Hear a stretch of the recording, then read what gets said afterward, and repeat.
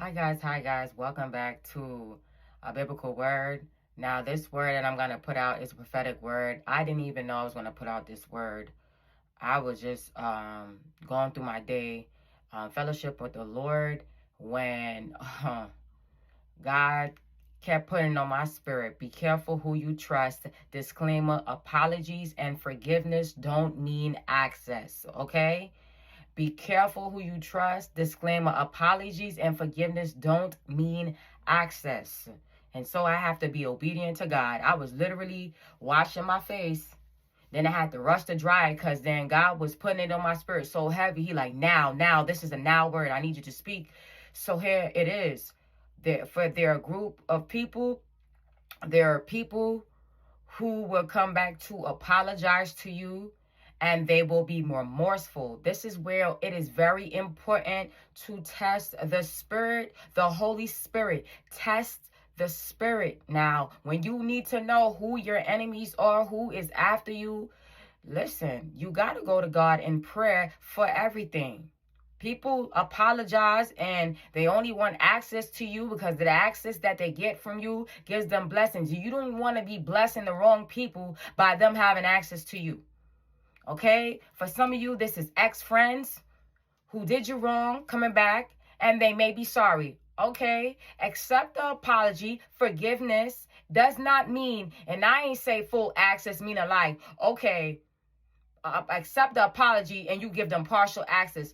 If God told you to cut them off and you can't let them re-enter, this is not one of those Joseph situations where he was able to get his family back and make amends.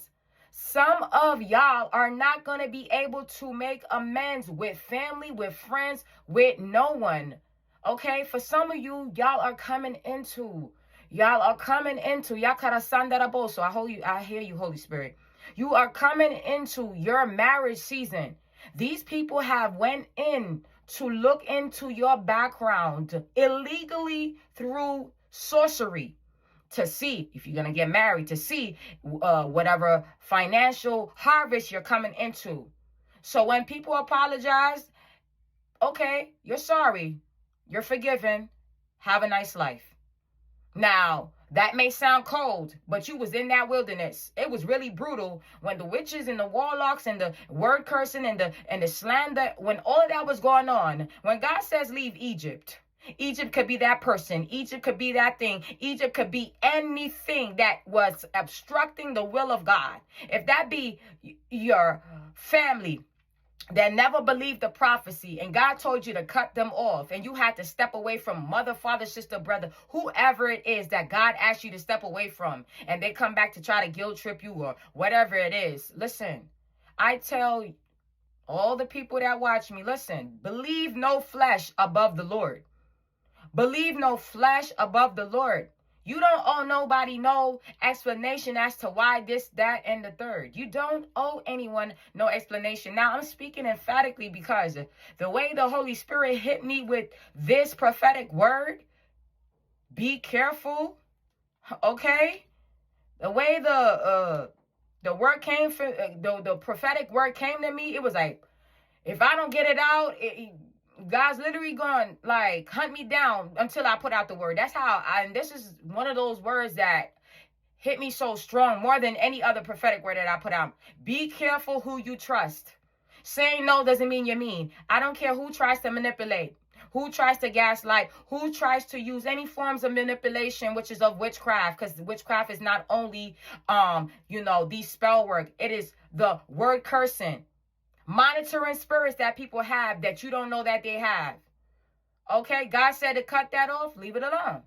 Forgiveness doesn't mean you hate somebody, and forgiveness doesn't mean, or separating yourself from somebody doesn't mean that you hate them. It means that the will of God is so prevalent in your life that you're willing to obey God no matter the cost. And that's the price you pay for being a generational curse breaker. That's the price you pay for being a child of God. You must leave everything behind to follow the one true living God. So for someone, discern, you're in your harvest season. There are people that will apologize and they're lying through their teeth. For me personally, you only got one time And when God tell me that that's it, okay, I'm not mad. I'm just going to be like, all right, cool. That's what the Holy Spirit is for. Thank you. And I'm not here to go back and forth. We don't listen. The Holy Spirit ain't about gaslighting. He's about all revelation and truth. So when God tells you something, oh, I need to make sure that okay, now it all depends. Sometimes you want to test the Holy Spirit to see if it was of him, and that's understandable. But when you got blatant, be careful who you trust, and God is giving you revelations and telling you, listen, step back, and you still going, okay. For some of you, you coming into your marriage season, you may have a kingdom spouse who is attached to people that he or she should not be attached to.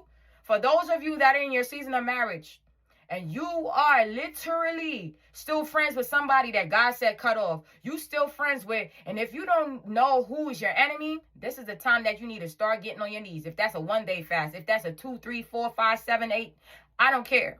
Until you get to that place, that promised land where you're with your spouse, that fasting is necessary, because the people that you think is your quote unquote best friend is your best enemy.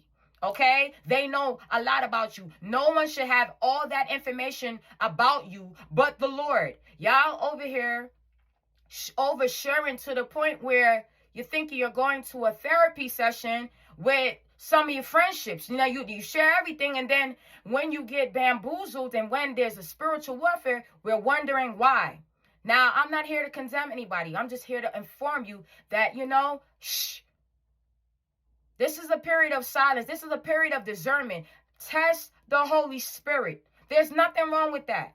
Test the Holy Spirit. Instead of going to your friend Lucinda and going to your friend James to go inquire and tell them everything, some of y'all that are in the season of marriage, y'all need to check out who your best man and best woman, if that's even a thing, like who your bridesmaid and who your best mans are, to see if they should be the best man or bridesmaid. Those people may be the very enemies of progress that's planning. And some of these things that's being done, it ain't even trying to attack you directly. They go for the people that you give them access to, which could be you're married to your kingdom spouse.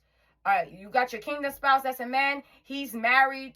He's going to marry the woman of his dreams. And now he has a homeboy who secretly undercover dislikes him. And what happens is he's plotting, but he's not going to attack his homeboy. He's attacking the woman that he loves to try to start catastrophe. He's attacking through spell work and witchcraft. He's attacking the woman's family members. You got to be careful, because you are the kingdom spouse. You have to protect your spouse at all costs. Okay, that's why discernment is very important. If you're going to trust, you can't even trust your own mother, okay, then your mother got to go.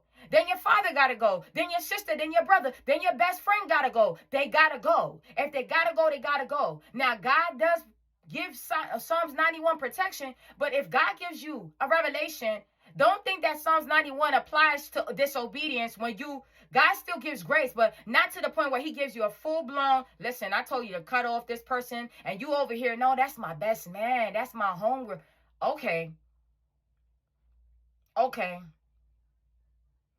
Well, if that's your best, the only person that should be the best of anything is the God that you serve.